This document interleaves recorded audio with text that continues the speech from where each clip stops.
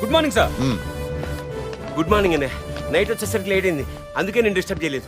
Late night అయినా day late రాకముందే లేచి వర్కౌట్ చేయడం రొటీన్ అయిపోయింది. షూటింగ్ లేక అంటే క్రిమినల్స్ ని చేసి చేసి షూట్ చేసే పని తగ్గింది డాడీ కదా బాబాయ్? అవునమ్మా.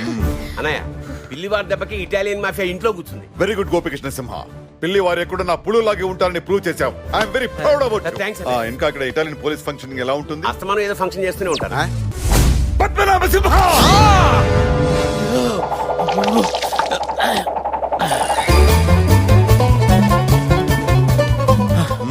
గుడ్ మార్నింగ్ బాబు గారు. ఈ టైం దాకా జిమ్ కి రాకుండా ఏం చేస్తున్నారు?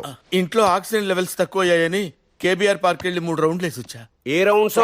పొద్దున్నే ఏ రౌండ్స్ కొడతామండి, జాగింగ్ చేసి వస్తున్నాను.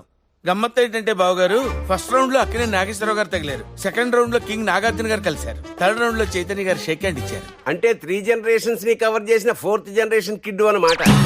గాడిది గుడ్డేం కాదు, నాగేశ్వరరావు గారు తానా సభలకి అమెరికా వెళ్ళారు. నాగార్జున గారు యాజ్ యూజువల్ గా యూరప్ షూటింగ్ లో ఉన్నారు. నాగ చైతన్య పలాచిలో ఉన్నాడు. ఇలా అందరూ బయట షూటింగ్లు చేసుకుంటుంటే తెలుగు ఇండస్ట్రీ ఏం బాగుపడుతుంది? బాగుపడాల్సింది తెలుగు ఇండస్ట్రీ కాదు, మీరు. మీ వెయిట్ ఎంత? 62.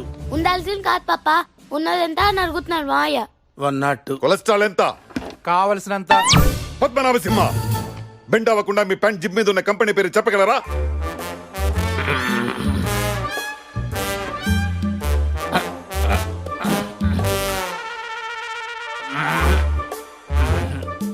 కష్టం బావు గారు, కనపట్టలేదు. ఎప్పటి నుంచి?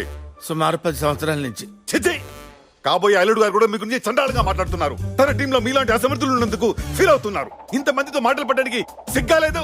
మీకు అసలు ఫీలింగ్స్ లేవా? I'm feeling hungry. వాట్? ఆకలి కూడా ఫీలింగే కదండి. ఎప్పుడు చూసినా పందిలా తినడం కాదు. పోలీస్ ఆఫీసర్ అంటే ఎలా ఉండాలి? లోడ్ చేసిన గన్లా ఉండాలి. మీరెలా ఉన్నారు? లోడ్ చేసిన లారీలో ఉన్నారు. నువ్వు నార్మల్ మీ బతుకి మళ్ళీ పౌరుషం ఒకటా? Useless fellow, shameless fellow, hopeless fellow, brainless fellow. చిచ్చై.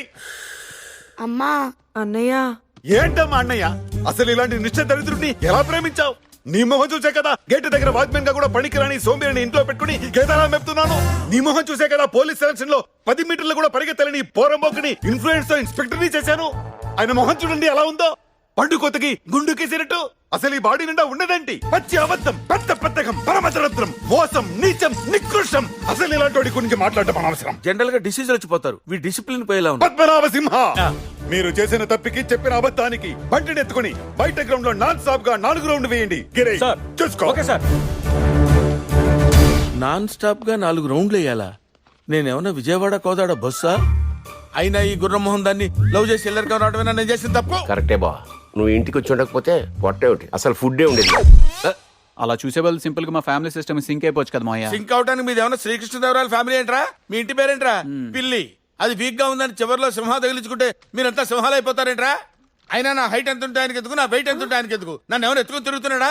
ఏదో వాటర్ వేసుకుని. మా అన్నయ్యని పట్టుకుని ఏంటా మాటలు? ఓహో, మీ అన్నయ్యనంటే వచ్చేసింది. మరి నన్ను అన్నప్పుడు? ఆపాను కదండి. ఎప్పుడు?